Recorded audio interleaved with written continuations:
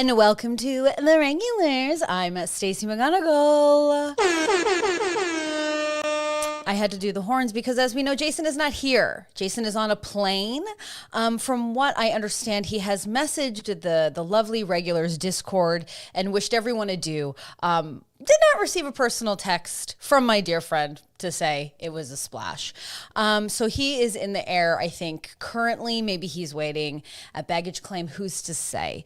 But we are here. I am excited. We have truly the best guest that we could possibly ever have. He's already in the chat, doing the damn thing. I'm just going to say, like, right here, he's already trying to make friends. His lovely name is Mike Carrozza, and we're going to welcome him right away. Welcome, Mike. Hi, Stacey. Hello. How are you? Hi. How are you? Great. How are you? I'm doing great. Good. I just want to check in with the stream because I just started lagging almost instantly. So I'm going to just change my camera for a sec. Isn't it always the way when you start things? Every time. You can't escape it. You can't escape it. It always happens. Can we see how I've frozen and how I will never be a model ever again in my entire life? Stop it. Stop it. I can't. You are a vision. You are always. I was so professional today. Here, I'm back. Okay. We're doing it. We're doing it. Real Shayla's already commenting on my James Dean cardboard cutout behind me. I'll say this. That's my co-host. And you'll notice he's got a lei around his neck. That's because he just got back from Hawaii, but he brought his own. He didn't get that there. He brought his own with him. He's here for like truly the most shadiest little episode that the Regulars has ever even had. So I'm glad that there's someone here to witness it. But you were currently in Montreal. Just like in Montreal right now. In your beautiful little man cave, dare I say, with the drum set in the back. I've been calling it my office, and my folks have been laughing at that too. But it's just you got my dad's drum set here that I can't play because when people are in the house, I don't want to play the drums, and people are always in the house, which is a good thing. I'd rather people be in the house than out there right now. So, I will say though, like, when the pandemic is over, it's going to be a really sexy time when you're like, oh, honey, baby sugar, welcome to the office. And there's like a bit of a drum set, but we start playing. Yes. Honey, baby sugar, let's drive 45 minutes outside of Montreal and let's go into this basement where you have to walk by baby pictures of me because this is my parents' home. I had to move back because I lived in Toronto and I had to give up my place out there because, you think I'm gonna get on a bus to go to work out there when I could barely afford it to begin with, and my shifts were cut down considerably, and also I had panic attacks and could not handle being in public because of this virus. Think again. I tell you, think again. I appreciate the honesty. I think we're all in that boat. I'm not gonna. What am I gonna hide? Who's that for? You know what I mean? Absolutely not. But I will tell you, even when I was like at my brokest, like having like a Snickers bar for dinner, like I would always take a cab, even though if it was like paying with dimes, like I'd always be like, I'm so sorry, thank you. Like I always needed to ride in luxury. But we do have a new listener in our chat, and that is Nicole. Welcome, Nicole. Hello, Nicole. So excited you're here. Thank you for coming. I'm so glad you're here for this episode because you are, obviously like a man of many talents, as we've already seen with the yes, we've got some comedy, we've got some musical knowledge in the back with the drums, but also you are the love of my life because you are a Bachelor expert. I'll accept it. Oh, thank you. Loving the sound effects. It's very shock jockey, and I need you to lean in.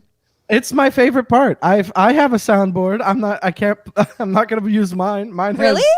I have a soundboard. You get some in. But my soundboard is mostly the theme songs that I wrote for my podcasts, and they're the best. An audience. I love my work. You love your work, and so do I. Stacey, I love my work. I will tell you, when I was doing don't your even know how I podcast, would I say didn't it. stop smiling. Like I was smiling so bright, and I was like, It was "This such is a really good good." time. It Was such a good time having you. That's there's a reason you're the first person I asked to come back on when we had two guests drop out. I was like, Stacey, please save us. You are the only one. Uh, My and, favorite was we do your podcast, so you come on and you're like, "Okay, guys, like it might be maybe 45 minutes. Like maybe if we have if stuff's cooking, we'll go an hour." 45. There's no chance I said 45. You were like, you go, if it's, oh, you go, okay, fair. You go, oh, maybe an hour. If it's cooking, maybe an hour and a half, 2.5 hours. We all were monsters. We wouldn't stop talking. We went so I wouldn't. I didn't say 45 minutes. I could have sworn you were like, maybe, but also I'm a chatter. I was like, so an hour and a half would be nice. Like if we can get there, an hour and a half is good. If we can get there, and then we'll wind it down. At the 2.5 hour mark. Did you cut anything? I cut because we talked a lot before we even introduced the podcast. And so I was like, well, this is not stuff that needs to be on. And we're going to cut a solid 20 minutes. It's so funny. Even at the end, at the 2.5 hour mark, we were like, okay, but before we go, just a quick. I know. We just kept going. And it was so much fun. It was really so much fun. It's like, how are we allowed to do this? It makes no sense that we just get to do this, and so I'm very happy. It's I don't know. I started this podcast with my buddy Chris Mejia out in Seattle. Much like you, I started a podcast with somebody who lives literally across two countries on the Pacific coast, and just thought, you know what?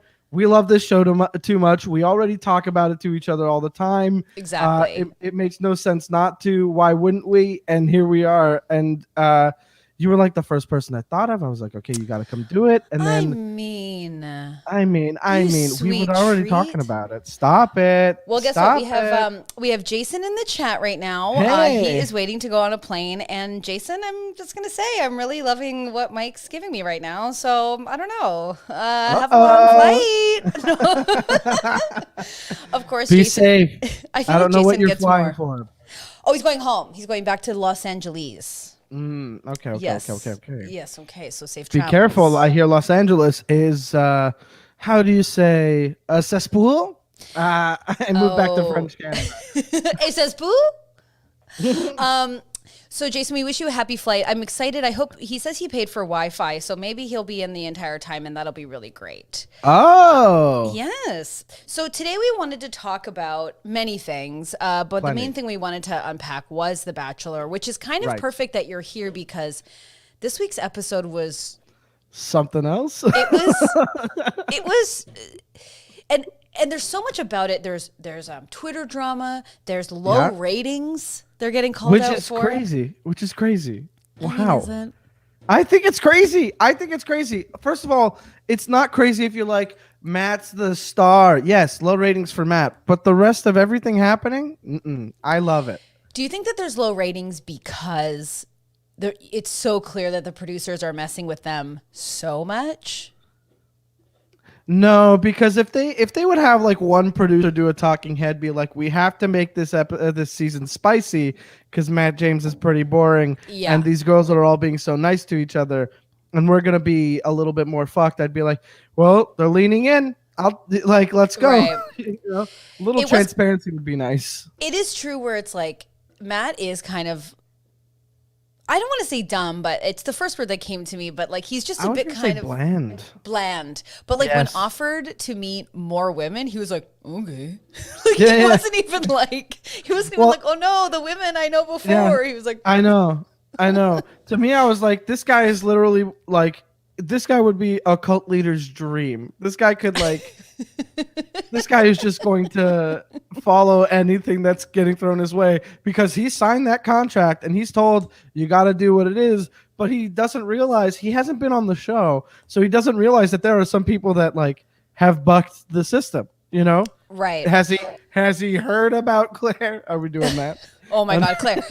Well, we can start with Claire. And Jenny Serlo brings up a point where it's like, I also think Yes. America is racist for sure. And which is Oh, you think garbage. so? You I'm think so? hearing things. I'm hearing things from America. I'm just You mean hearing. the one person being held super accountable for Capitol riots happens to be the one black guy who was there? You mean the one who didn't get like the lowest bail set in the history of bail is actually the one black guy who was at the Capitol riots? Yeah, okay. Can you believe? You think America might have a systemic problem with people of color? Do you think people? Do you think the I think it's something to of debate. course. I think it's something to maybe table. Kidding. Of course, but it's just so obvious, and it's like It's so so funny. obvious. But it's so And that's funny why to see, the like, low ratings. I'm like, yes, Rachel's season had low ratings too, which I think Jenny also brought up in the chat. Yeah, which is crazy. But I Yeah. also feel bad because like Rachel always has to come out when they're like, "We're not racist." Tell I them, know. Rachel, and she's like, "Great, thanks." Yeah, But she's like she's the burden of the. We have one black friend. exactly. You Ugh. know. Well, when they Yeah. brought her out for the bullying episode, but it was crazy because this week's episode, like the bullying is out of this world. Oh, I have so much to say about like that ending chunk with the last date. There's a lot of people that I lost tons of respect for, but Yes. I think the one I lost the most respect for is somebody who was gone last week. Okay. Oh, there's a lot. Now I know that you take a lot of notes. Hi, and Jason. oh, bye, Jason. Have a safe flight. That's really nice. He said he's got a private seat on a commercial flight. That's quite nice. Good. There you Good. go. Megan is in the chat, and she's saying she just drank a cold cup of coffee in her Chaos mug, which is a bit of our merch, and already has baby spit up on her soft day hoodie. So she's glad she Okay. gets to watch the live stream. You know what? We're just sending Wonderful. you positive vibes and maybe an afternoon warm coffee when that baby goes Get down a for a warm nap. coffee. Get that spit up cleaned up. Oh, you yeah. know. Or just leave it for on. You know, who cares? Do You it know? for you. You're the only one that you're the one that has to deal with it. You're the one that like gets to decide what you do with it. Enjoy yourself. It's for you. Oh. For you. That's nice. You're just Hey. the sweetest peach. If you listen to our podcast on Mike's, if you listen to our chat on Mike's podcast, he pretends he's not a romantic at heart. You know? Oh, the how ladies dare couldn't you. How possibly dare with me. you. How do I? Oh, no. I'm not saying we have it all twisted. I am absolutely a hopeless romantic, as you'll see with Michelle's date. Don't get me started. Okay, I know. Okay, we're both gonna blush. We're both gonna be in love. People are saying they're having a soft week in the chat. Well, let us just like soothe the woes. It's Wednesday. We've got a Thursday, Friday to turn it all around, and nothing turns it around. Maybe a little sweet treat for today, a pizza in the early evening. Just give yourself a little treat today. Little something. Oh, you know what? Reese's Big Cups are having a moment. Go get. They're having a moment. Can I tell you? They are having a moment in my home. Get them frozen. Out of here. Get them frozen. Out of here. How do we? What's Reese's doing right now that they're having a quote unquote having a moment? And both of I kind of wish you had I want you to have teen kids where you come downstairs, you go, you know what I'm hearing? Reese's is really having a moment. You guys hearing this? Oh, Stacey, let's be honest. I was built to be a stepdad, like the fun one. Okay, I am showing up in that basement and being like, okay, whoa, you guys seen these? Look, here's the thing. My theory is that the Reese's Big Cups are the big cups are to make up for the fact that the regular cups got so small, right? They did that. They did get so small. They got Thank so you small. for saying that. And now here's what they're gonna do: is that they're gonna start marketing like those little mini ones as regular ones, and then the big ones are gonna get as small as the regular ones used to be, and they're gonna call those the big ones. It's all a big scam, but they taste so delicious. Chris Siddiqui, that's a cardboard cutout of James Dean, and I'm not gonna do the Hawaii bit anymore, but I did it already. I love that We you got see people yourself as supporting us. They got us so small. They did get so small. they got so small. And here's the thing. I'm really glad you said that because I feel so seen. Because you can't text your friend out of the blue and go, hey, I'm eating a Reese's peanut butter cup and they're seeming a bit tiny. Okay. I crushed 3 the other day and I needed another pack. I'll tell you this: 2 things. First of all, you can text me. I'm that friend. I'm going to be there for you on that one for sure, because I've already done a whole Twitter thread on it, which brings me to point 2. Twitter is where you can go to get that out, and people will be like, yes, someone is with me. Lock the gates. Reese's. I want Reese's to call us. We're available right now. We're up. We're ready to go. We got Jamesine in the background. Why is everything getting smaller? I would love it for Reese's to just have to do a press conference now, and they have to be like, okay, you got us. We promised to bring this back to regular sizes. And I guess there's only one last thing to say, and that is, I'm sorry. We're sorry that the widow.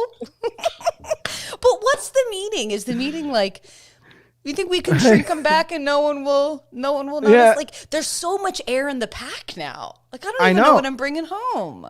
Exactly. And that's why the big cups are where it's at, because you're getting like, even if you got like a king, look at us. Okay, hold on a second. Well, Jenny's saying crispy crunch bars got small too, and so did Cadbury cream eggs. And the cream eggs, the cream eggs, yes, that I noticed, and I hated that because Pebbles. I said they're like pebbles on the ground, like they're just so small. They're so tiny. They're so when they switch to that packaging where you have to split it open and you really have to you need both hands. It's so true. They're so small. And there's nothing more embarrassing when you get frustrated with like a candy's packaging as an adult, because you're just like, I fucking need this so bad. You might as well like throw yourself on the ground and have a tantrum. Like, it's so true. And you're just like, I don't even know why I want this. Yeah, there used to be a seasonal thing, and it used to be like a huge, and you'd be like, oh my God, I can't believe these are back. I didn't think they would come back. And everybody makes fun of me for liking these because they're like, it's just pure sugar. They're making it like the yolk is the fun part. And yolk is arguably the most disgusting part. It's the grossest part. Really, and I have to be like, no, hear me out. It's all candy.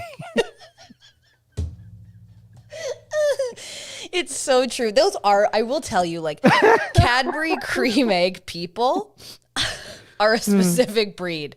When people are like, when they go for the Cadbury cream egg, again, I'm a very I love junk chocolate, but I need it frozen, like a warm cream egg. I understand that. Oh, no. Get that shit out of here. Don't do that to yourself. Don't do that to yourself. When someone's eating it and it's very wet and they're like, these are rich, I can't. No. I mean, I need it to be, the cream egg can't do frozen. That's me. I like it a little bit runny like a yolk, because it's such a gross candy. It's so disgusting. But it's so tasty. It's true. You know what they're doing is Reese's. This is why it's a whole conspiracy. If you get, and we'll get to The Bachelor in a second. We got the Reese's. You got 4 of them in the King pack. They're like, King pack. Get a 4th one.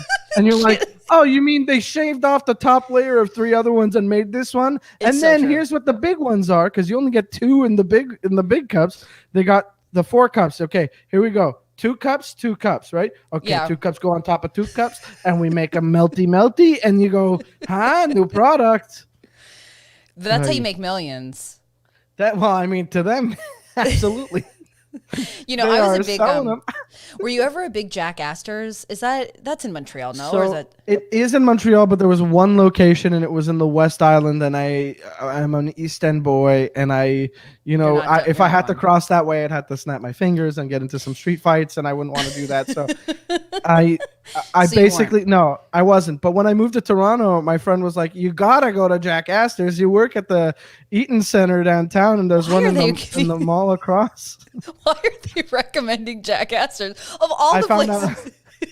I found out later that my friend was she really wanted to see the World Series game, and it was the one night we could hang out, and I had just moved there, and I was like, "Hello, I'm feeling lonely enough to require an old friend to be present for my night tonight."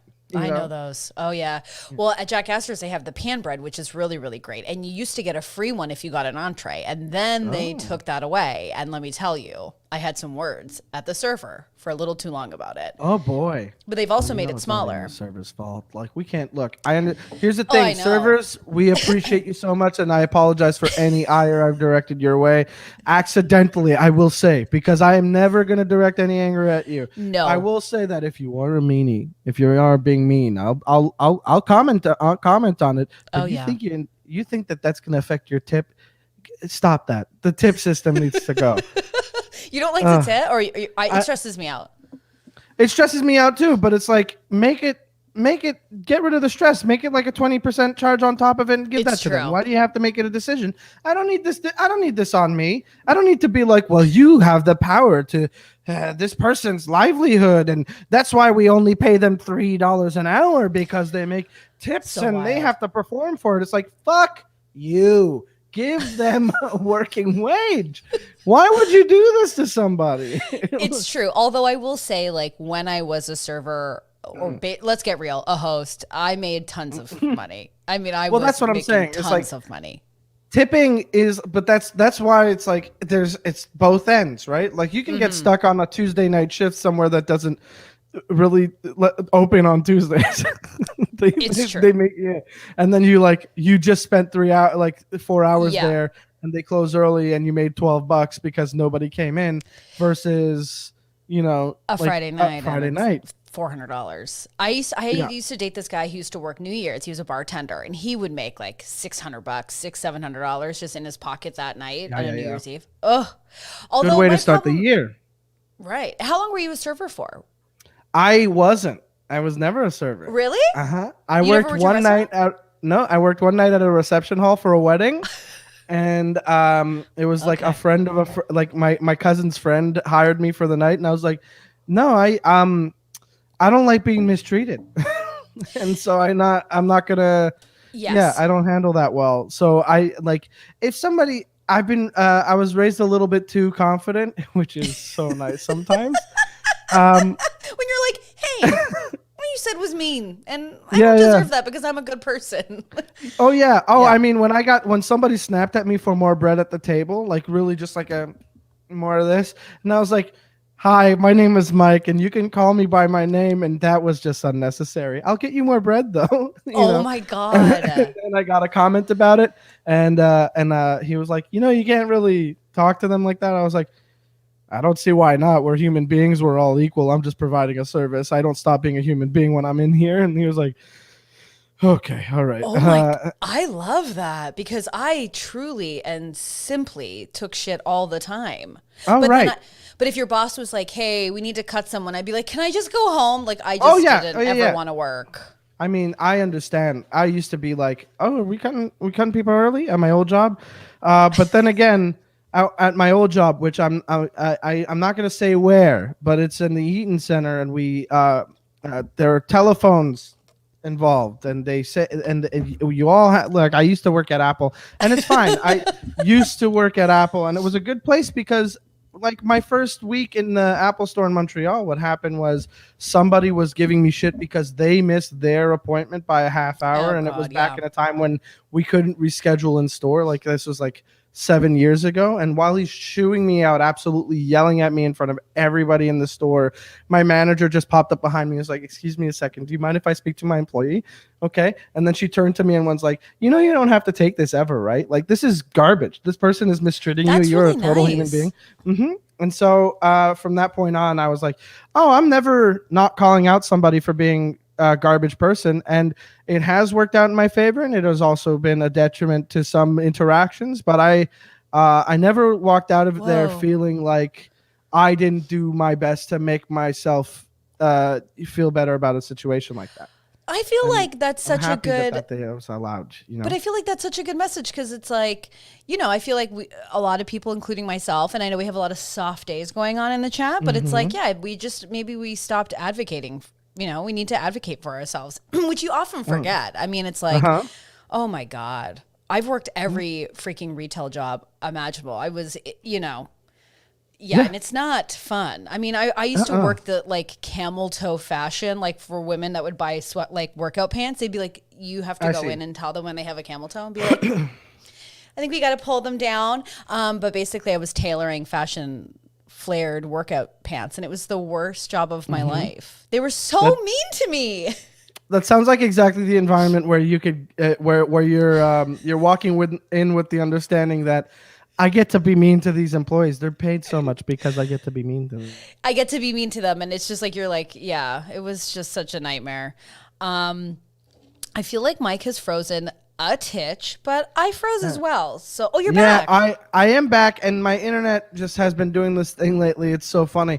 You know, when you're in a basement, they love to like go upstairs for a snack and come back. The internet does, you know. So I've turned into like an old grandma now with my internet, where I just go, God damn it! Like when it freezes.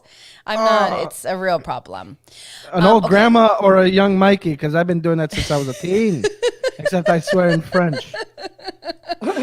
Such a charmer. All right, let's get into some of this Bachelor stuff because there's a lot to unpack. What is this? I'm sorry, I just read Joe's Crab Shack. Yeah, I Megan says you can. I don't know if you can pull them up, but you can let me know and I can put them up too. I was a server at Joe's Crab Shack and had to say in 5 minutes we will be shaking the shack and have to dance. It was degrading. Yeah. Well, yeah, that reminds me of like Cold Stone Creamery. Whenever they got a tip, they were like, they had to sing a song. No, they don't. Like, yes. Oh, yeah. Aziz Ansari used to do a bit about it, and then I found out that was entirely true. No. Yeah. I can't. It is kind of crazy how people will lose their minds. I mean, like, I remember being a teen at Dairy Queen and just, like, how many adults would come in and scream at us, and it's like, what was your day? Like, why do we... And it's just really someone giving you their day. Over a blizzard? I can't. Right. I don't get it. Amanda said something that I really like, and I think that's something I want to pull up because that's a good comment. With the pandemic and everything, my coworkers and I have really stopped taking a lot of crap we used to put up with. Good. Very good. Yeah. I mean, good. This is somewhere that you're spending a lot of your time. This is a place that you go in and you spend, I don't know, sure, you're being compensated and money. It's like, no, hold on. You're part of a system that has trapped you into this cycle. Don't worry about it. It's not something that like you absolutely need to do. Okay. You need to take care of yourself. This is garbage. Nothing is worth the degradation or the discomfort of that. Sure, they're like picking your battles and stuff, but you'll never have to feel like you have to put up with something just because you're in that position. And that's why you need to be the freaking Bachelor. Oh, I'll tell you what. You hear it, you let it land, you make people feel validated and seen, and you offer solutions for next steps. I'll tell you what. I will. I'll do it. Don't worry about it. I'll take it. I'd like to run it. I honestly, I would love to do that. I think that's the way I would approach it. I would be a little bit less bland, at least when when Bree tells me, oh, okay, Mike for not president. really. I'm in love with Mike. Mike Thank is you. love. Mike, you are the best. Oh my God. It. Hey, thank you very much. I love being celebrated. He's an although angel. I have been told that I should get into politics, and I'll tell you why I don't, and that's because I swear way too much, and people will use that immediately to be like, how can we trust a guy who loves to say fuck all the time? And the answer is, it's all just a real word we use all the time. See, this is what we need. You're going to pretend that we don't. You're going to pretend that you don't say fuck all the time. Fuck's a great word. It's so fun to say, and it adds so much. And I think we should uncensor TV shows. I think we should I don't think that we should be censoring swear words. The curse words mean nothing. Swearing, it should be fine. It is just a way for people to control you and your way of speaking. That's what it is. It's for people to be like, language. It's true. You should not. And it's like, no, don't put me in my place. I am angry, and I'm expressing that with the use of this word that I've been told is limited. And I am not going to let you just force me to dismount here because of that. It's not fair. No, you're being too much. Wow. Your parents really created just a beautiful man. I did a lot of reading, too. It's not all of them.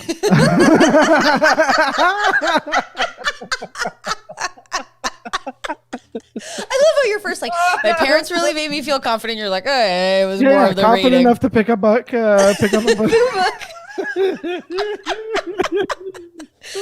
I mean, it is so true. It's like, swearing is so fun. It makes things so much more funny.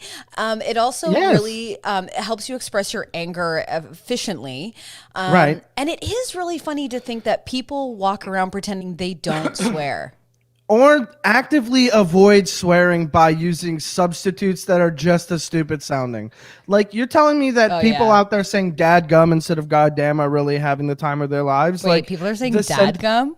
Yeah, this is a Southern thing mostly. But dadgum, like, oh, you're going to go to the dadgum baseball game and blah, blah, blah. And I'm like, okay, first of all, I'm not going to no dadgum nothing. Because the sentiment is still there. Like, you thought goddamn and then turned it into dadgum. It's like it's your little god loophole. Get out of here. Stop it. Say what you really mean. Say fucking. Like, it's not a disrespecting. True. It's literally, it's a matter of freeing yourself and not allowing somebody to lord something over you. And if you're clinging to that, you have something else that you need to address, which is that you like control a little too much. Anyway. The control of it. I can't with that. I can't with like the righteousness of it. And that's why I say, network, stop giving me notes on my pilot. Let it be. Or as we were saying, you are leaving money on the table. Oh, Mike. Yeah. I've been saying it. You've been saying that agents are leaving money on the table when it comes to Mike. Now, I do want to just say, agents, if you are watching this, you need to represent.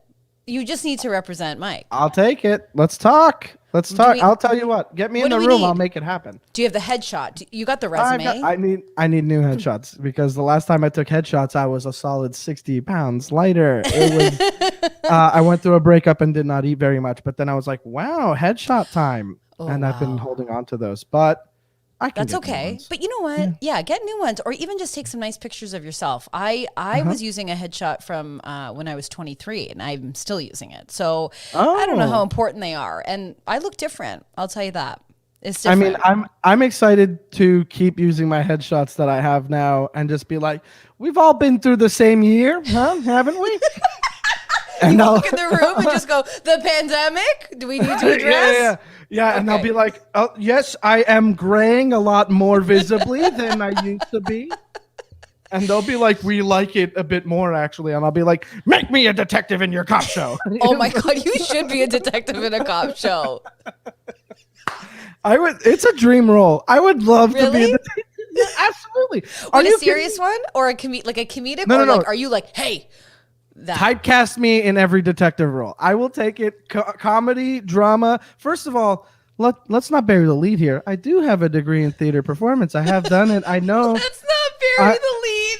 I have the ability, okay? I'm aware. This has become less a Bachelor talk show and more of a let's get Mike some job working. People are loving it. They're like, we need this Mike energy in my life. Hey, I'm glad I can provide. Look at you go. You can do it too. Just be completely unaware of that. Like, hey, sometimes it gets me into trouble. Like, a couple of my friends that I've met the first time they met me were like, I don't know if I like that guy. Really? Because they think I don't like them. But really, it's just like, I'm not. I can give you the benefit of the doubt. Just because I'm calling you out doesn't mean that I don't think you're a good person. I think, like, if you're saying something and I like point it out and you're like, you're right, I'm sorry, that's like a mistake and I didn't mean to say it like that, I'll be like, yeah, of course, we all fuck up. Right. You think I didn't do anything wrong you think I haven't murdered somebody? And listen, you got to commit to those lines because I'm going to cut them together for a little demo reel later. Okay, good. And hold on, cut this one in too. Okay. I need your badge and your gun by tonight. Okay, by tonight? No, wait, I'll take that again. Okay. Give me your badge and your gun. You're off the case. There we go. We did it. Okay. Wow.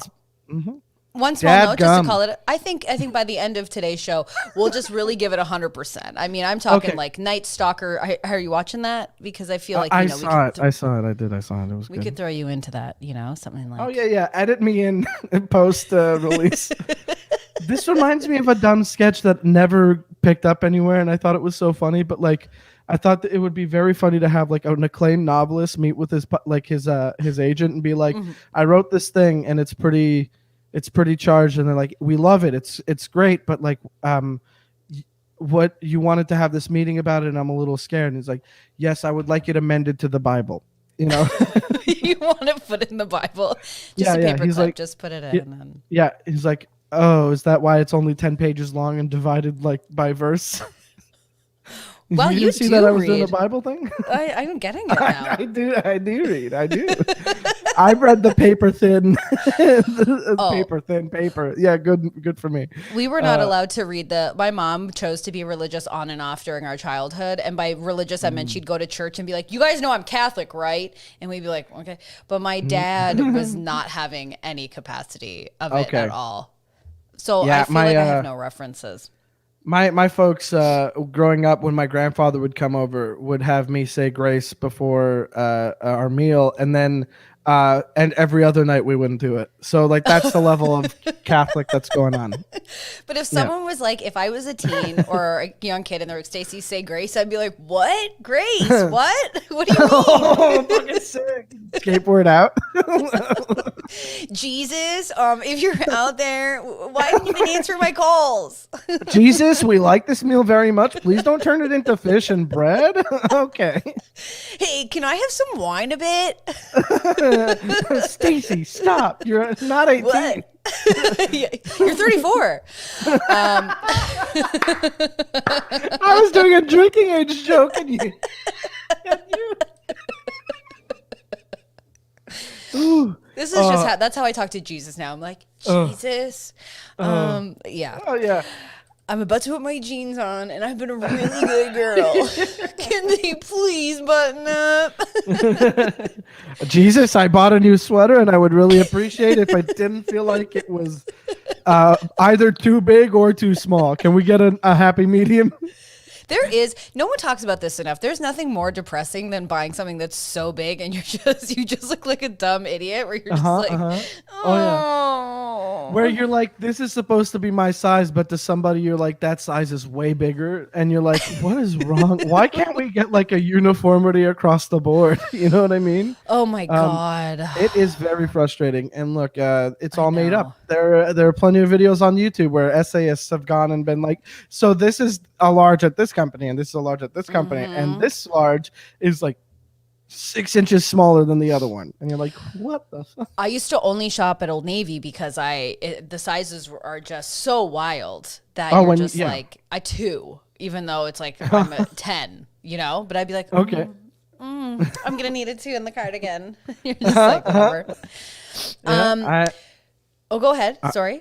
No. I was trying to look at these comments because I don't know what's going on. I missed a couple. People are. I love how active you are in the chat. It's so nice. Everyone's really. People are really loving you. Well, let's get into The Bachelor a bit because there's a lot to unpack, and it started. Like, first of all, what were your overall thoughts of the episode? Is what I want to know. It was nuts. I was upset.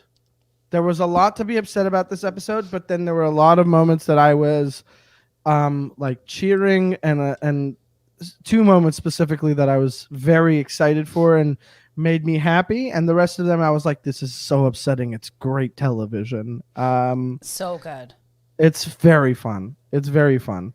Jameson, yes, that's my cardboard cutout of James Dean. Jenny's got your back. Yeah, thank you, Jen. Has it. I also like that you had to prep people. Bachelor time. And just one more thing. I will say Cindy is talking about it's really hard to find clothes that fit for muscular girls too. And let me tell you, I've been working out on my exercise bike and my pants no longer fit. And I did bust out. My full ass escaped. Very frustrating. While picking up some dog poo outside. So it's a very layered situation. And I understand, Cindy. It's yeah. I can't. But the whole episode was, I thought it was a bit of a producing nightmare where it was so overproduced. And then it got really dark and really mean. And Katie was... Yes, it did. Yeah. I mean, the only bright light in the episode, well, no, 2 bright lights. There were 2 beacons of hope in there. But... what the description of beacons of hope? Like, first of all, Katie is a beacon of hope. Like, I've never seen someone. She's not going to win. I don't even think he's interested. No, she's not going to win. No. She's going to be either on Paradise or she's going to host an after show, or like it's time for Chris to go and she's got to take over. She's like the only one who seems to give a shit. Do you think? I don't know that she's going to be the Bachelorette. It feels like she's too good for the show, and it's. How can you say that? She's on the show and all that. Like, I get it. I understand where you're coming from. I think she's too good for the show because she's the only one consistently displaying any sort of empathy. And like Totally. a lot of the women on the show have moments where they like sympathize with each other and all that stuff. But it's not as like across the board as with Katie, who like tried to offer an olive branch to the new girls and like, you know, to bridge that gap, and she understands that it's unfair and is actually taking a stand against the quote unquote varsity girls, which I hated. I can't even with that. It makes me so upset. The thing I noticed about the varsity girls is the moment that they dubbed it varsity, so many of them were like, "Oh, varsity, I'm familiar with this arrangement," and they settled back into whatever. You got a glimpse of who they were in high school, and they were not good people. They were not good people. MJ really, really hurt me this season. And we loved MJ when we talked last. I was so excited for MJ and her kind of standing up for herself. Her being a little bit more vocal, being a little bit more vocally frustrated and honest, but being, you know, out there. And, you know, Chelsea Larkin said, "I've never seen anybody on TV with like hair like mine," and that was also very nice. And MJ's got like the big curly hair and love. Like, so like it was bad. Yeah, but her immediately when she was like varsity. And she was like, "Yeah, I'm glad we're all in this together. Am I right, ladies?" And I'm like, "Oh, listen to you, Ohio. It's coming out, huh? You gotta stop that immediately. Nip that shit in the bud. You are not. It was 15. Stop it." Yeah, and I think you know better. No, I know Brittany knew what she was doing, entering in. Absolutely, yes. Yeah, with a big old smoocherino. I texted you, and I was like, "Whoa, I said the same thing." Yeah. He kissed her back, and he was into it. Yeah. Oh yeah. Mia Jackson says he's got a sandwich mouth because he looks like he always bit into a sandwich and his tongue is too big, so it looks like he's chewing on something all the time. So when she smooched, it looked like his mouth went from like and to you know what I mean. So like his tongue was in her mouth as well, and it's a two-way street. The mouth. You can't get mad at her. It's him too. It's him too, and the girls were just like, okay. And I do think that escort rumor was completely made up. And if people need to know who we're talking about, it's these two gals right here. It's a bit pixelated, but on the left, that's Brittany, and then but here's the thing. Angry Anna. The Mia Jackson said, "You can't spread rumors with teeth like that," which is so funny. Well, something happened to Anna's mouth, and not to like call that out, but it was glaringly obvious through that whole episode. I was like, there's something going on where her teeth are mad at her lips or something, and they all were. And like, here's different plans. I'll be honest. I was rooting for Anna because I felt her pain of being like, I haven't spoken to him in 3 weeks, and then she finally does get to sit with him, and she's like, "Well, I guess I'm like awkward and quirky." And I'm like, "That's not your. First of all, how dare you? That's all you brought to the table. That's very frustrating. Talk about your life as a copywriter. Talk about being from Minnesota to Chicago. Give us a little bit more." I'm awkward, and then getting interrupted by Brittany, which is a producer thing, but. Anna, I was really rooting for her because like I think she's cute. I think she's like got a nervous energy that I'm like it would be so rewarding to have you be relaxed around people, you know? And it feels like if you're comfortable and you're in a group setting and you're having a nice time, you're probably a lot of fun. And I'm not saying that I'm a perfect person and I'm not going to make fun of anybody and judge people. Oh my God. We know that I love judging people, okay? I love it. That's what we're doing. We're watching the show. Yeah. But Anna just went like so far deep, and it was ugly. It was very dark. Chris Mejia, my podcast co-host, tweeted from our podcast account, Anna's evidence that Brittany's an escort, and it's just a binder filled with empty clear pages. Clear pages, you know, like those like pages that like so good, like sleeves that you put pages into, and it just like flipped through that. It was so funny. And she has nothing on her. Nothing. And she was like, "Oh, by the way, like I actually know her." And like from the nightlife. I'm like, the nightlife? What are you guys talking about? I know. Yeah, but I also... She likes to entertain men for money. Like, wouldn't we all like to do that? Excuse me. Wouldn't we all love to do that? I would love. But I just thought I think that's the interesting thing about this season of The Bachelor, where maybe it's more glaringly obvious now, but the these horrible women doing horrible things and then getting a second with Matt and they're like, actually, I'm like really clumsy. I'm like crazy. Like, oh my God, I'm not even pretty. I don't even know. And it's like, as Jan was saying, as someone who is truly awkward, I hate how awkward quirkiness has been co-opted by stereotypically beautiful women. Like, give me a break. Agreed. Well, it's a matter of, we value humility and self-awareness, and like, you can't be the super confident person because people don't like that. They see it as arrogance. It's just not the case. You know what I mean? Like, there's a confidence to Brittany's entrance that was very attractive and very nice, and then great. For Anna to be like, I haven't spoken to him in 3 weeks, and I'm dying for my chance, and then she's like. This is actually, did you know this? Jenny's saying Anna was a bottle girl. She was paid to be hot and serve men drinks. I didn't know she. Right. So who is she? Who is she? Because calling Brittany out, and also Jenny's also correct. That will stick with her for a really long time. Like on the internet, that'll be linked. Exactly. And she's literally ruining this. This is why Anna is our thorn for the week. Like, she's just a problem. She's not great. She doing this is 100% gonna ruin someone's life. And Katie speaking to Matt at the end of the episode and putting it that way and being like, look, there's some things being said that are gonna stick with somebody and like could literally ruin someone's life in there. Maybe you should like nip this shit in the bud. And meanwhile, Anna, like, the thing that Anna is seeing herself as higher than Brittany is she wasn't an escort. There was no sex for money involved, Also, I think that really surprised Brittany because I think it really knocked her right off her like sort of like high horse when she came in with so much energy. I think Anna like really did punch her right down. But it was interesting when Katie had said this, said that to Matt. Oh, hold on. Haley's saying something in the chat that we need to just address and nip in the bud as well. Haley, we're not saying that they're the same. We're not saying that they're the same. No, we're just saying that, like, I think Anna was kind of like sitting. First of all, bottle girls, I tried, but my bar would not let me. I was wearing too many cardigans for Old Navy, but but what the point was that Anna was like being so disrespectful to Brittany and being like sex shaming and just being like you're bad, you're an escort, like as if she's like so like, it's like the swearing thing we were talking about. It's like, I would never. It's like, what are you talking about? The bottle girl thing, and the reason that we're making the comparison is literally because being a bottle girl is like you're a pretty girl and you're definitely using looks as part of the job, right?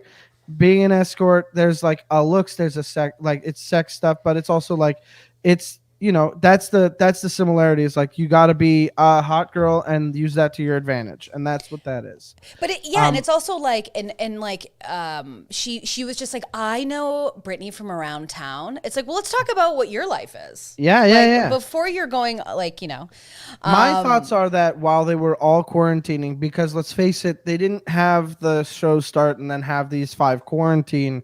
They probably had all of them quarantine and have these 5 maybe quarantine for a little extra time or come in like a week later. Yeah. And during that time is when Brittany or Anna's friends rather messaged her on Instagram like, hey, did you hear this other girl from Chicago? I hear she's an escort. She's apparently going to be on the show. Keep your eye out for her. Rather than like she just happened to hear about town while she was home in Chicago. Also, so I do want to know. That's my benefit of the doubt moment there. Also, I do want to know about Haley's experience working in Vegas around a pool. Like, what kind of money were we talking about? You don't have to give real numbers, but... That must have been wild.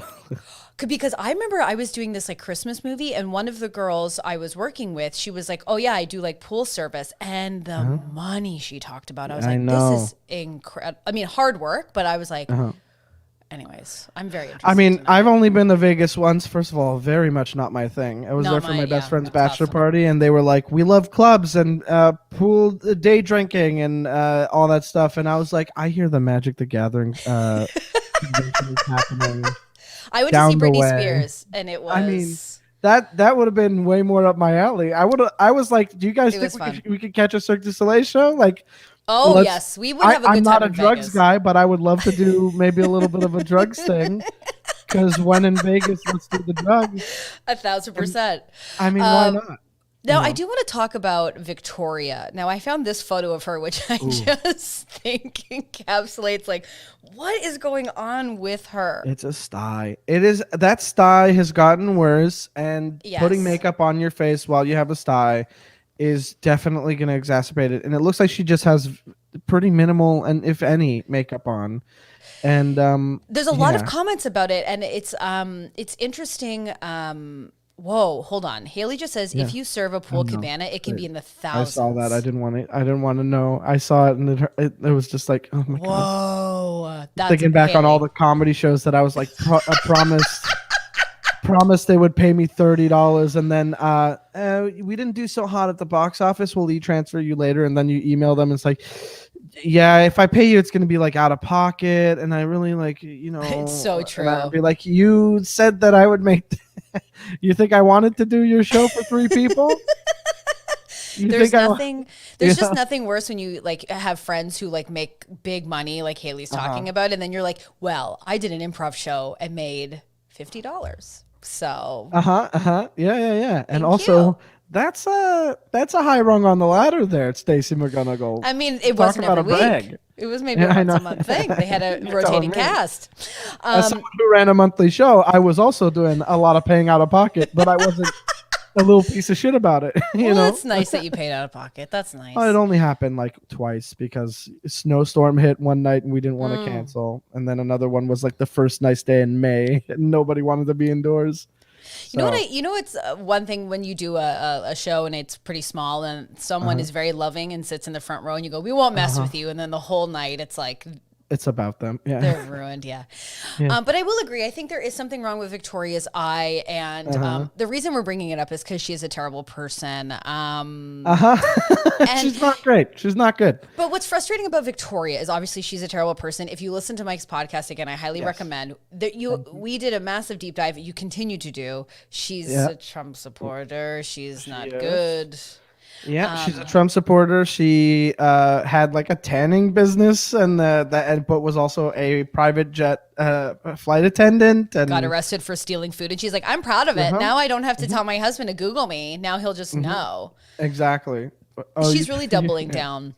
But what's frustrating about her, which is that's the part I like about her though, is that she is unabashedly herself and isn't going to filter herself through somebody else's lens. And like for us, that's evil, right? But she does seem to have a solid friend group that would brave a pandemic. I say brave a pandemic because I don't want to say that they're ignoring it willfully and spreading it because they I don't want to do that.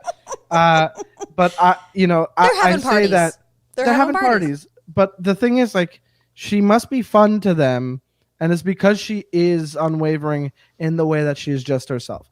And that, to me, is very refreshing, especially when in the first episode, when she was so encouraging. And I was so ready to hate her. And she was like, well, wait, you do marketing? Well, market yourself to Matt. That part is all I'm clinging on to because I'm like, she can be supportive. She can be supportive. But then as we see in this episode. And Anna, I feel like, has gone to the dark side because Anna's like. Yes, Anna's been dragged in. Yeah, and I feel like Victoria's like, I'm not going to win, and I'm just going to be a villain, and I'm going to say nasty, nasty stuff. And unfortunately, some of it is, it's so funny sometimes what Victoria says. Yeah. When she's like, you know what, Katie, I'll say whatever the fuck I want. Thank you, actually, very much. Katie's like, you shouldn't be talking like that.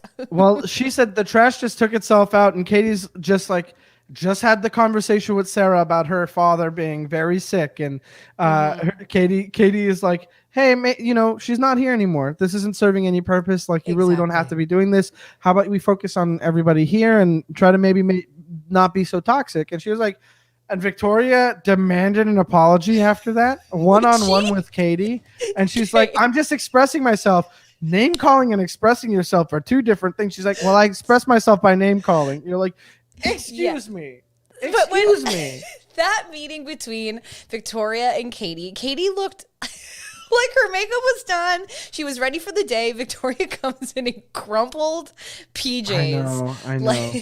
Like she put in the PJs in her suitcase wet and she pulled them out. And that's just what happened. And she's like, I think what you said to me was really rude, Katie. And I actually really demand an apology from you. And then she's like, name calling and expressing yourself are two different things. I expressed myself by name calling. She's like, okay, well, that's not gonna fly with me. And then she's like, well, you look at you just like love your dildo. And she's like, I love my vibrator.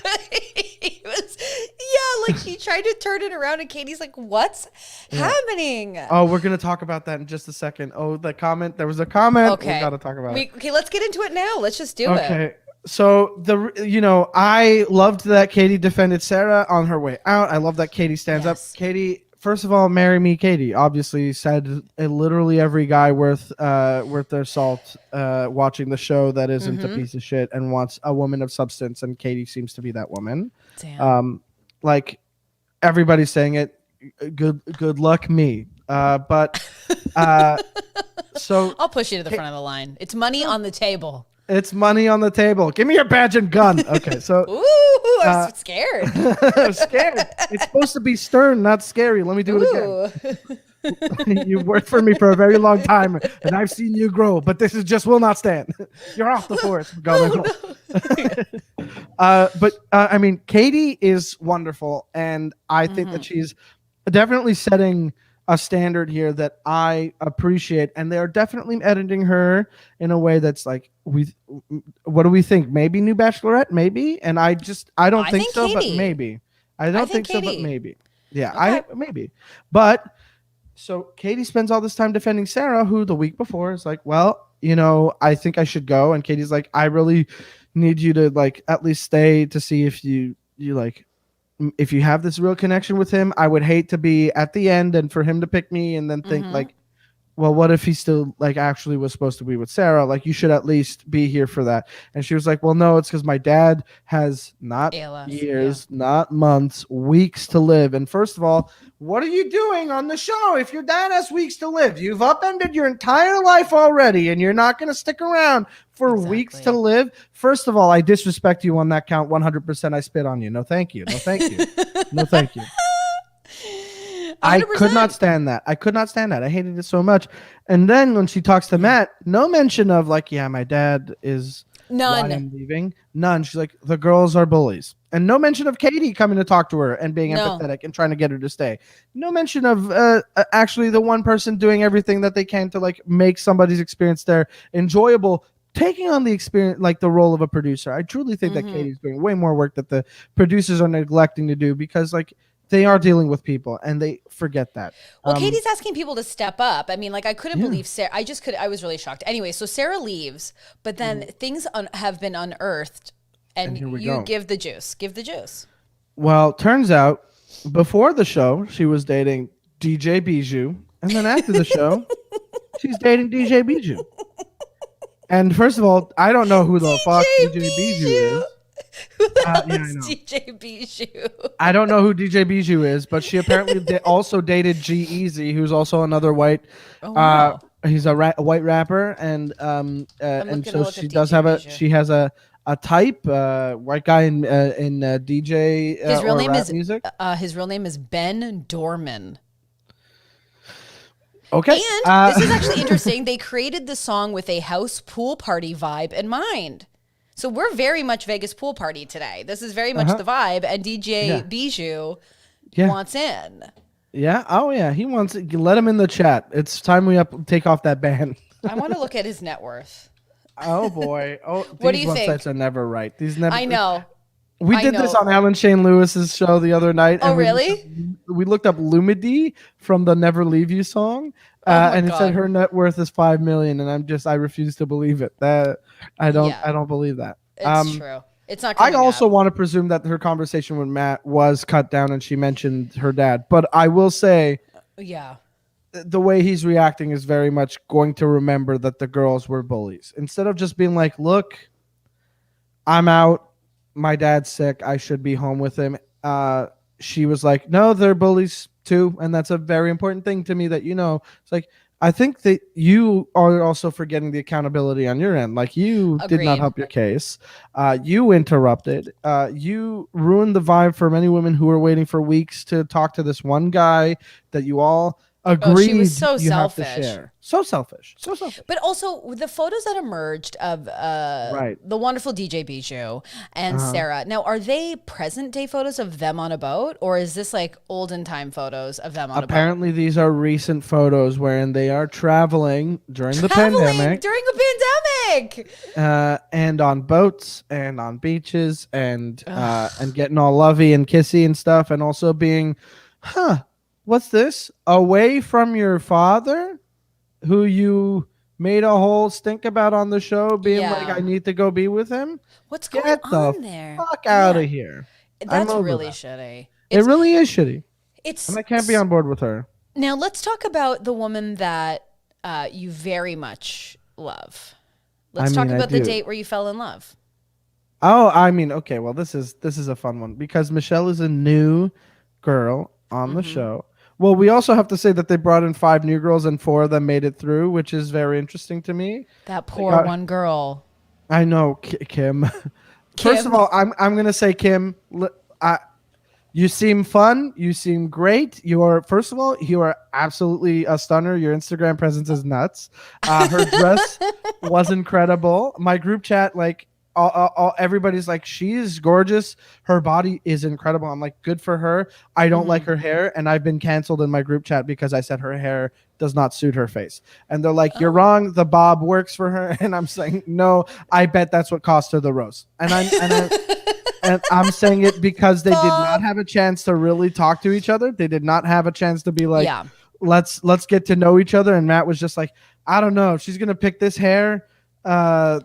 I need to start finding bad reasons to send people home. What they should have done is introduce those new women on a group date. So they all got a group date. If the point is to add more women, to add tension to the mix, then like really just then go full force. Really add the tension. Give less time.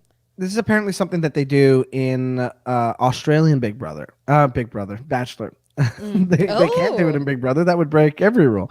Jenny's saying, sorry, Bachelor Reddit loves Kim. Of course they do. And I get it. I understand. I also like, I don't love Kim because I know nothing about her beyond these few things, but I do like her a lot. I just don't like that how her hair was that night. I think, and the reason I'm sticking to this is because I've been getting so much flack for having that opinion. Listen, a bob is tough. We've all done the bob, okay? so I've tough. done the bob and the bangs. You know, you But walk it was- into a room and It there was you a are. bob and then like a flip out at the bottom that was just so like it felt poorly. Yes. If you're gonna feather outward, do it a little bit higher so it like it can't, you know, if you're gonna do it down here, it just felt like just a little flip of nothing. It felt like an accident. And Kim is the one talking about her dog, right? When she's like, Snoopy's so cute. Yeah. And then she's like in the dress and her boobs were like kind of falling out from the bottom. But I Right. really liked that dress. Agreed. I love that dress, and I think that she I'm seems pulling her. fine. She seems great. I just again, not my favorite hair. Yeah, very Betty Rubble. See, good. You get it. I'm just surprised she was sent home. But I am too, because there are some women that are kept around that I don't really see it so much with. Like, I mean, can we talk? I hate to bring up like, you know, the Queen V again, but like he walks her out of every one-on-one. He cannot stand her. Every And one-on-one. There's also that drama of her being body shamed allegedly by Matt's friend. That video, have you heard about this? No, I haven't So apparently seen a this. video got released of Matt with his friends golfing with Tyler and this other guy. And this other guy, while Matt was teeing up, was like, how was Victoria's body? Because it wasn't looking that great or something like that. And they all start laughing. And then Victoria saw the clip and then responded with this. Cute. I love my body. I mean, look, from what I've seen, she's fine. Like, that was just, but the thing is like everything's rolling out and I know. I mean, I think she's like, I have no idea why they feel like they need to disrespect her in that way. Because like, there are a lot of podcasts and people talking about the show being like, I don't get why she's there. She's not particularly good looking. It's like, yeah, but think about how like she's literally not been able to put makeup on her face because of the sty. And Yes. she's also like getting plied with drinks the entire time she's there, so she can be off the rails fucking villainy. Like when she snatched Catalina's crown off of her fucking head. I which can't. Shayla just brought that up. yeah. It was so rude. And then she put it on the table. I saw that. You think I didn't clock that? Of course, but I I'm saw just that. like, I couldn't. I was like, the full audacity of it. Yeah, but that's how you also recognize that Victoria's had experience with these power dynamics before, and it's not unfamiliar to her, because taking the crown and putting it on the table rather than returning it, that's establishing a dynamic that is pretty dangerous. Like I think that Victoria knows what she's doing. It's not just like a happenstance where she's like, well, no, she doesn't deserve the crown. It's going to go over here. It's like, no, I'm going to put it over here so she gets what I mean. She doesn't wear this crown. Not Yeah. around me, you know? It was so gross. I would have cried, I It's think. gross. If that had been done to me, I would have cried, I think. I would have, I mean, then again, like I couldn't, I would have, I feel like I would have done more than just the women calling to her like she's just like that drunk friend making a fool of herself out, you know, like in a group like Victoria, stop it. Victoria, stop. Yeah, Stop. like we're all having a good time over here and you're like, Victoria, come here. Do you think do you think Matt actually cares about the drama? Because when Katie, sorry, we're all over the place. I apologize. Yeah, but we are. We'll get to stuff. We're bouncing, and that's fine. That's We're how the show's bouncing. We're gonna in be. the room and the ball is going nuts. But Yeah. do you think Matt cared when Katie was like, "Hey, there's stuff going on. It's really bad, and I think you should say something." And he was kind of like, you know, when some like frat boy messes up and you're like, apologize, Yeah. you gotta apologize to your girlfriend. He's like, okay. Like that's Yeah. how he was just like, well, as you know, I don't stand for this kind of stuff. So Yeah, I yeah, definitely will be saying, I was like, oh, he doesn't, does he care? I don't think that he cares, but I think the way Katie put it to him might show us in the next episode that he does. Because she said there are things being said in there that could potentially ruin someone's life. Like, it is absolutely like that level of urgency to me means that like if he doesn't show a modicum of like panic or like, oh, I need to step up and take care of this, like that just tells me like this guy is on for a free ride, and like that's all there is. Because it reminds me of like when they were doing the boxing date, which I can we get rid of the fighting on I am so either, over this rhetoric about like you have to fight for him or like No. fight. You know, No. Fuck that forever. Fuck that forever. And when he was like, I can't believe they got hurt, I'm like, they're really punching each other. They're fighting each other. Like, what do you think was going to happen? You're there training with them, telling them, okay, punch. You're feeling the force of those fists. You're telling them to punch harder. You are training with Mia St. John outdoor training, which, by the way, I thought it was very funny. But, like, they're having they're training, and, like, he's literally encouraging, like, oh, man, like, sick punch. Like, oh, fuck yeah, dude. Like, that's... and I don't care for every time I say this all the time. It reminds me about how on Jerry Springer or Maury, they'll like have a guy come out and be like, okay, so you're in love with your girlfriend. Is that right? And he'll be like, yes, I love my girlfriend very much. We've been together for 8 years. We have like 3 kids together. That's very nice. And so why do you bring her to the show? And he's like, well, I cheated on her with her best friend. It's like, okay, well, you know, well, have you told her? He's like, no, I haven't. It's like, okay, well, you can tell her now. And she comes out and she's like, honey, I got some, I love you so much. And then he's like, well, I cheated on you with Samantha. And she's like, with Samantha of all people? And then Jerry's like, and yeah, Samantha's here. And then Samantha comes out, and Samantha and the girlfriend just start fighting each other. It's like, no.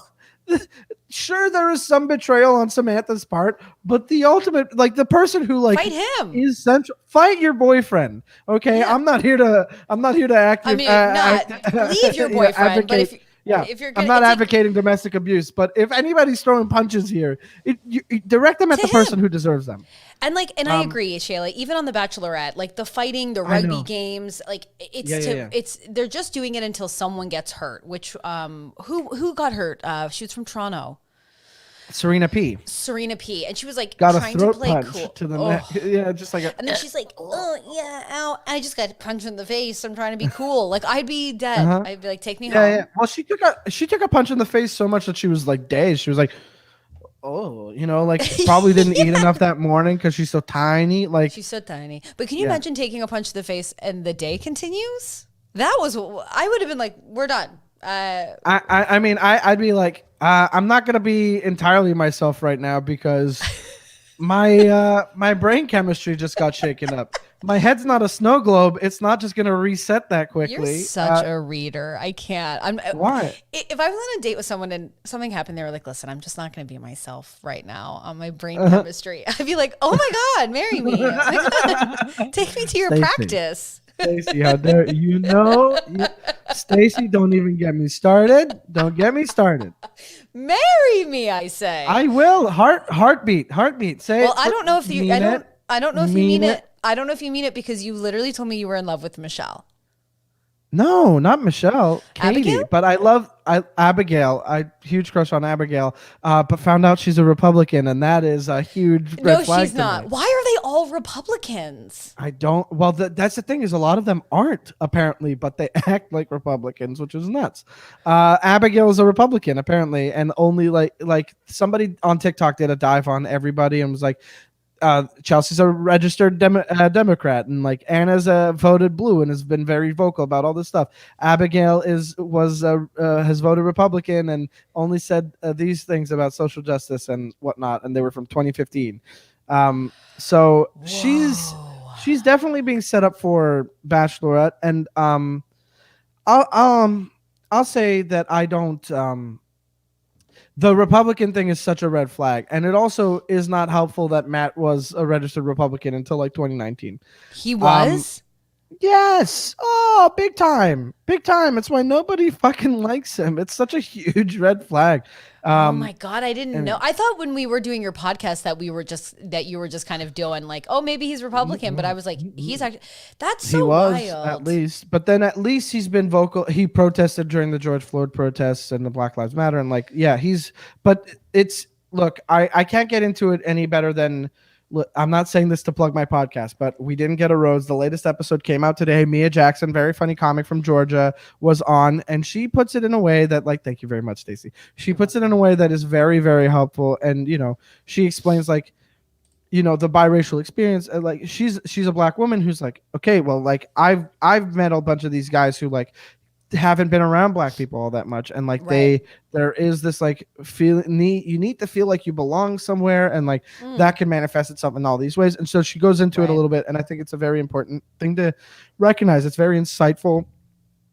It's a whole new, it's a different way of thinking. Like if you're not exposed to that, like I urge you to go out and like read and listen to all this stuff. And but I couldn't put it in a way that would cover it here. And so to me, Matt might have been a registered Republican in the way that like he's voted Republican up until like, Trump, and then like was still a registered Republican to say like keep up appearances with whoever, and like maybe like ticked off Clinton and like came out of the polls being like, Trump, am I right? Okay. But yeah, I mean, there's that. And so Abigail being a Republican has absolutely soured my crush on her. I mean, that's fair. Yeah, it soured mine too. But I will say, nothing will sour my crush on Stacey McGonigal. Not a thing in the world. And I tell you that forever. I mean it. Oh, look at the soundboard. It's back. We did it. We got drops. It's very beautiful and wonderful. It's very beautiful. Bam. So, but I will say the highlight of the episode was surprisingly a one-on-one, which I was texting my friends during it, and I said, I already hate this, but then you texted me and you're like, I kind of love this date. I loved it. I liked that it was. Did you hate it? What did you hate? No, I just usually hate the one-on-ones because I find them so boring because they're so. I agree. They're so. No, I get that. Yes, but like yes. Popping the balloons and having to answer those questions. I love that. Me too. And I love that. And they seemed to really have chemistry, and he seemed to really open up with her. And here's what's happening is that, first of all, I feel like we're not seeing Matt be this way with other girls because he's literally giving us nothing whatsoever every other time he's on screen. Yes. And yet these women are falling over themselves just to be with this guy. I don't get it. I don't think he is telling them when they have any one-on-one time that he really likes them and makes them feel special, but he's saying that to everybody. Yeah, but then he goes like, what can I do to make you feel more comfortable? Which feels more like he's interviewing them. And like, I appreciate that. And I think that that's important to do that kind of checking in, but it feels like not like right away. You know what I mean? Not Like, right you know, away. be yourselves and figure yourselves out. Don't like be like, I'm ready to accommodate you based on absolutely You're nothing. so wise. You know? You're just so wise. Thank you. I'll take it. This is really making me feel good. Money on the table. Money on the table. Your badge and gun too. Okay, put it on my desk. I'm so scared. But I thought that date was great, and they made out It's so good. a lot. In They that did, balloon. but I think it's important. We have to dissect this date. First of all, she gets there. He is ecstatic that she's Very there. excited. I was surprised. The moment he met her, she's like dorky but very cute at the mansion. Like she comes out the limo and she's like, I guess I'm Michelle. I'm a teacher from Minnesota. Like ha ha ha, just like very cute and whatever. Yep. And he's into that. I'm saying dorky. I think that she's got like a genuine like Agreed. awkwardness to her that is very Genuine. yes, and very cute and appealing, right? So Yes. like I think she's like got this like fun awkwardness that's like this like it's cute, it's endearing. And then she talks to him in the house before the rose ceremony and she goes, "We'd breed well." Oh my god, I can't believe I just said that. And that was endearing and but also off-putting, but also, you know, for the right person. Well, they both And then want they 3 get the one-on-one. kids. Well, that's the fun part. So she gets there and he's like lighting up. Yeah. He's so happy to see her. Truly. This is the first time I've seen him happy. This is the Exactly. first time I'm seeing him express any of that. And it's so nice. And it felt natural. It didn't feel forced at all. It felt like so good. It felt like, oh Yeah. my God, like, look at all this like seamlessness. Okay, we're going on this date that Chris Harrison planned. Oh, give me a scavenger break. hunt. Yeah. Okay. And then they pop the balloon. It's like, do you have any hidden talent? She's like, you know, just like Yeah, contorts.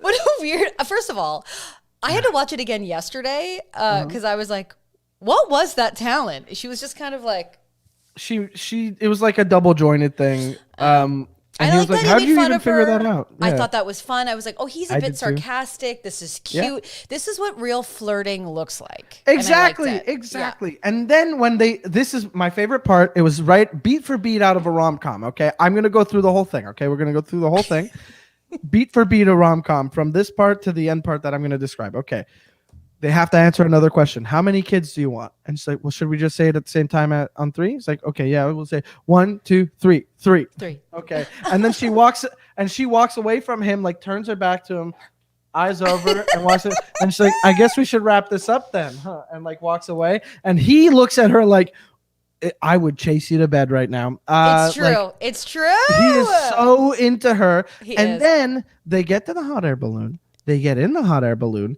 They're up in the hot air balloon. We cut to the other girls. Serena P is the only one I remember being there. They're leaning off the balcony's Couldn't believe. ledge. And Serena goes, oh my God, imagine your first kissing is on a hot air balloon. And all the other girls are like, Serena, stop. No, stop it. And Serena's like, Serena drops the most Canadian sorry. I'm sorry. But imagine, and I lost it. I was like, oh my God, did they hire writers for this? Because this is what I want to live. I It's loved true. it so much. Nicole And was like, all the girls watching with binoculars. She was not having it, which was fair. It's still a fake show. It's like, you know, it's not it's Who not all has real. binoculars? I do. I have a pair. But they made out for so long, and I don't know, like for me, if that would be the place I'd want to be because it just seems No, very no. not secure. Right. And they were leaning. There was a lot of leaning, and A lot of leaning up against the basket, which I was like, don't hurt yourself. I know. But it was really the best date, and I'm It wondering was. if she'll go far. And I hope so.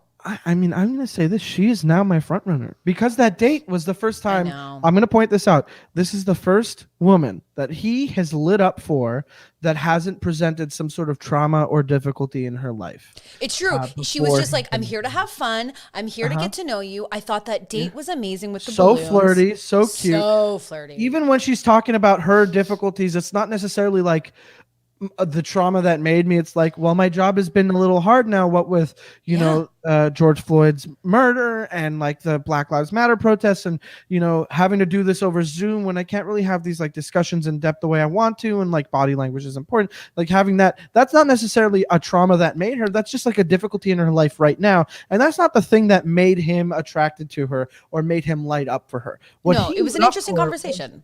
Yeah. It was, but we also didn't get all of it. Apparently, they cut out like Oh. this season. The editors are doing us a major disservice by cutting out all of the interesting conversations, like the one that he had with Chelsea about her hair.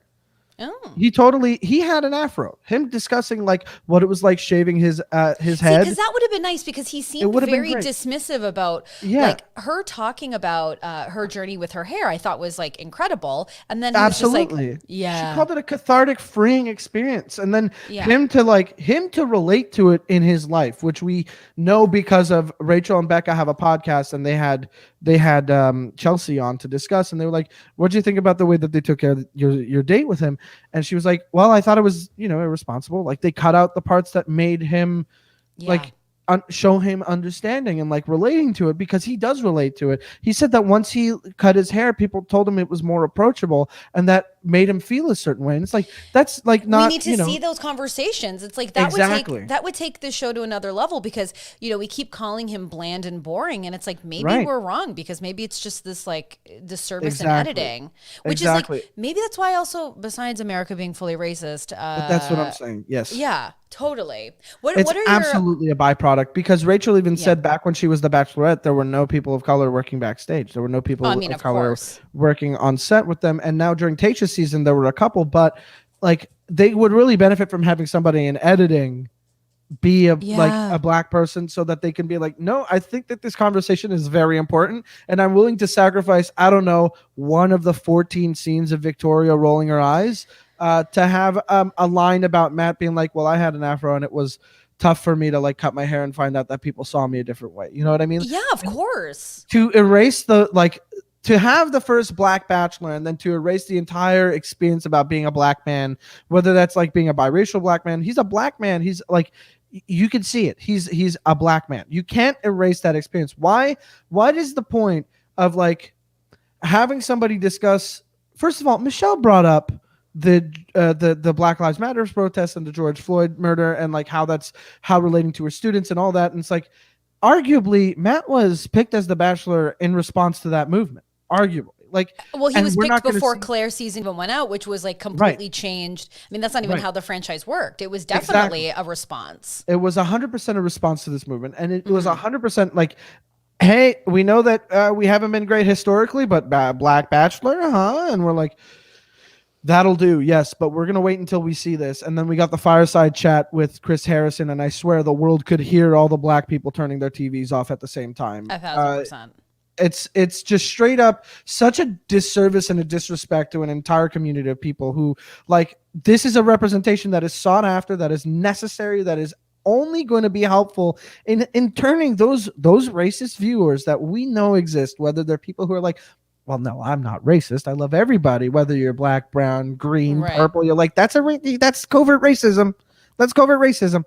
You're belittling a thing. You're not understanding that black people have had it historically terrible for like ever. And so what I'm saying is, like, they cut out these important discussions. Like, we found out that he protested during the Black Lives Matter movement. You think that he wouldn't bring that up with Michelle? Exactly. You think that so to me, it's like, editing, you get your shit together. Like, don't 100%. Deprive us of these conversations that would absolutely enrich the viewer's experience and might potentially turn these people watching and like enfranchised viewers who are like, well, I'm not going to miss a season just because he's black, and they're going to watch it and find out like, oh, I hadn't thought about it that way. Exactly. Maybe it's time for me to grow, or like, oh, I should look into this from the other perspective. I just see this as like looting, and that's not okay. But maybe these businesses are saying that they're okay with it because there's a bigger thing at stake here.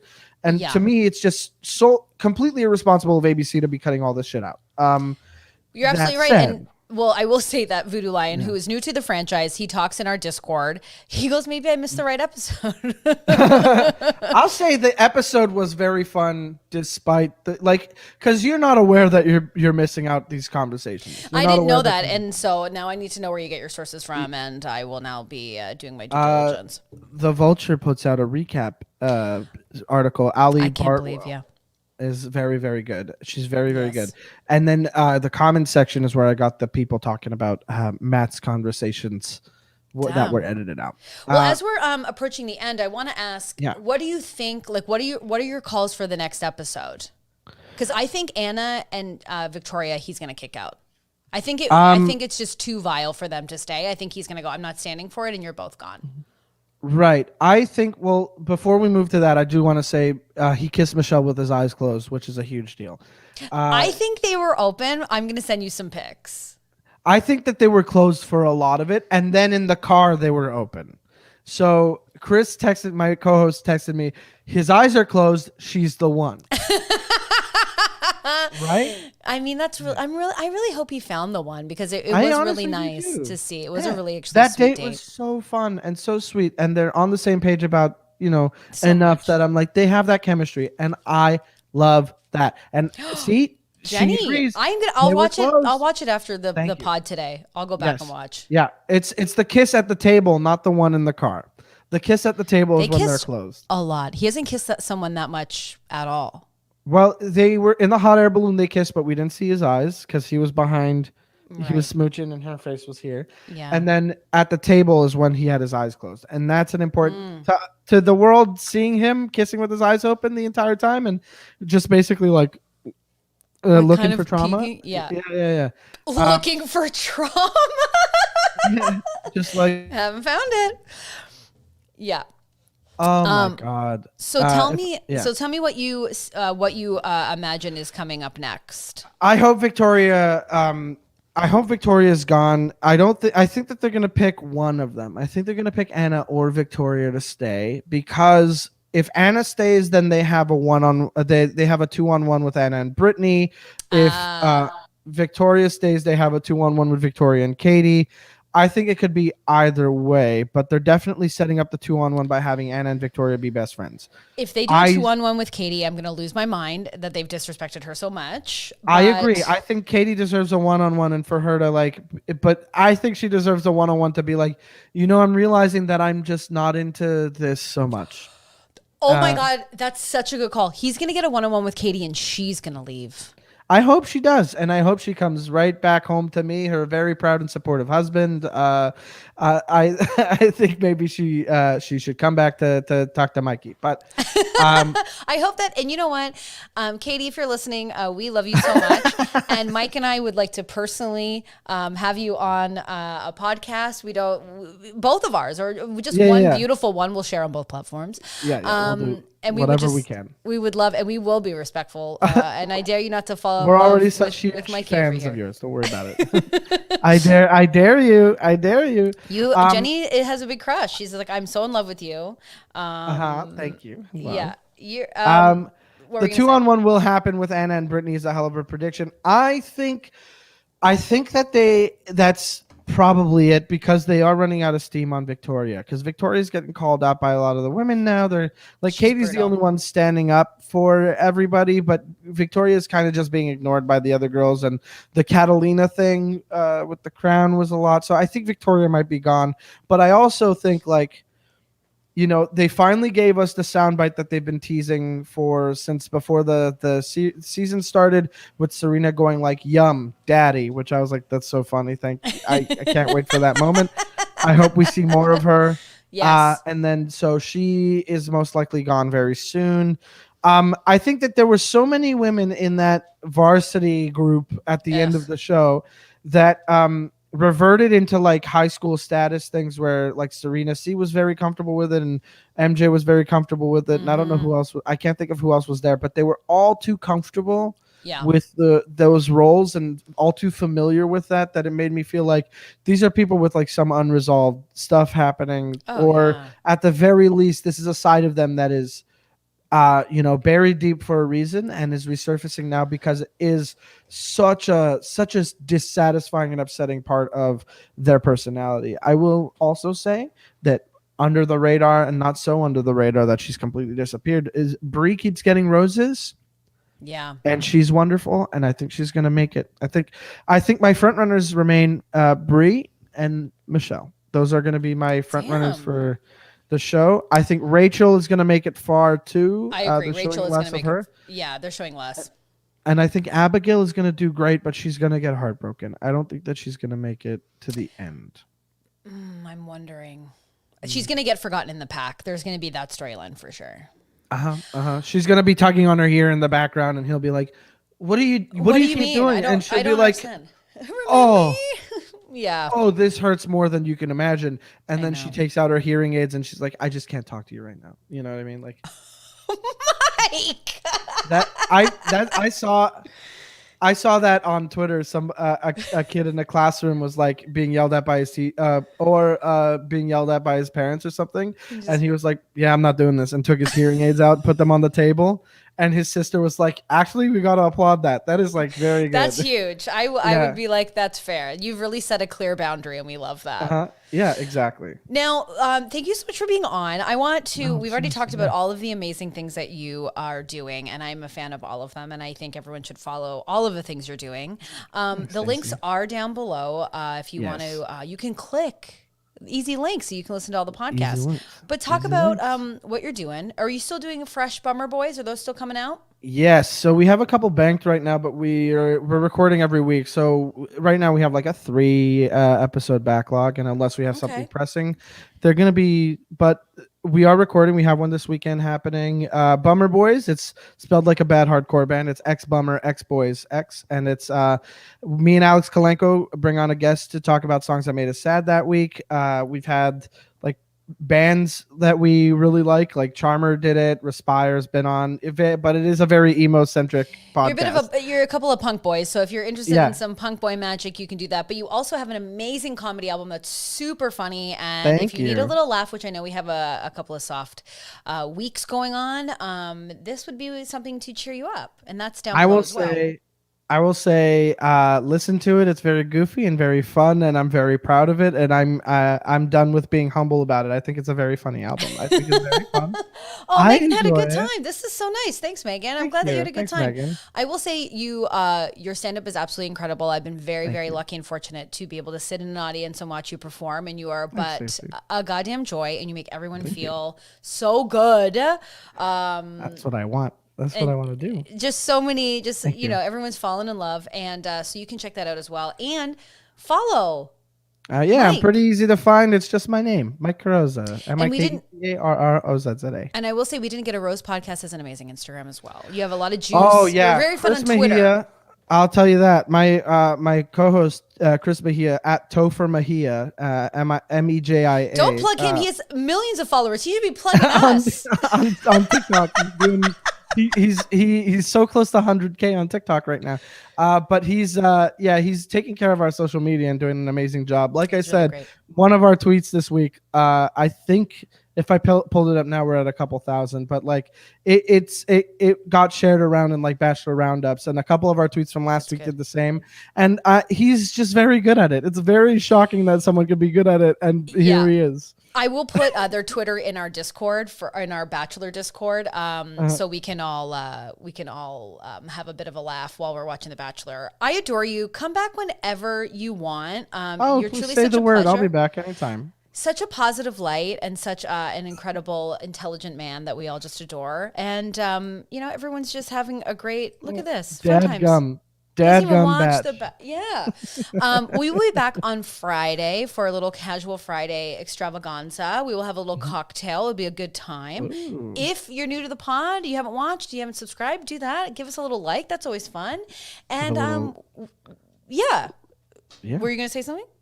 I was gonna say, give that regulars that get that subscribe button smashed. Smash the subscribe button. We're on the road to 1K. We can't and simply shan't be stopped.